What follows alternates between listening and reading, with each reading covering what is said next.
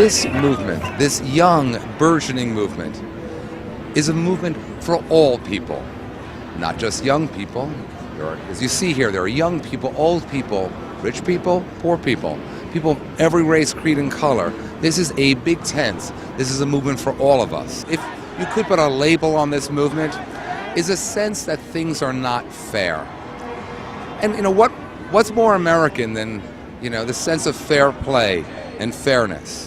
And there's a sense in America, I can say at every level, that the system is rigged and that it is unjust. And I think that's not only unpleasant for so many people, I think it's unhealthy for us as a society.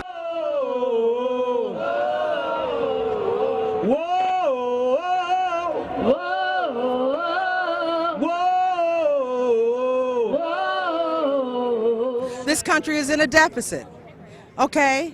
Whether you are a high school student or a college student, you still have a deficit within your own community, within your own family. Right now, a lot of college students, their degrees are in a deficit.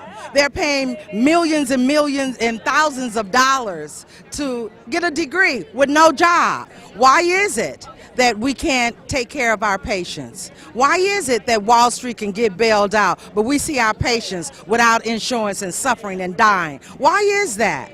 So we believe that taxation across the board is a solution, not to balance this deficit on the backs of poor patients.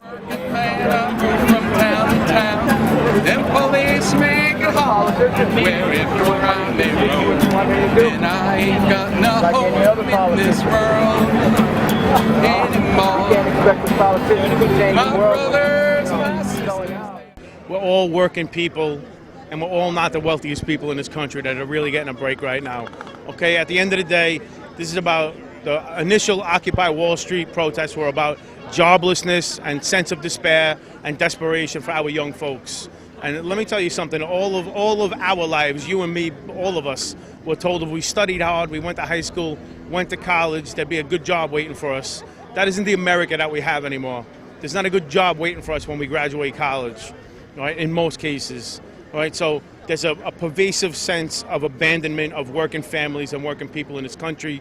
These protests are all about that. That's why organized labor has joined in, because that voice is our voice. I see, first of all, the Occupy Wall Street protest as a spark that has ignited organized labor to finally bring this fight to the streets, get it out of the corridors in Albany and the corridors in Washington, D.C., and onto the streets. When working families start clogging Broadway and clogging the other financial districts and cities across this country, then the decision makers in this country will finally start to listen.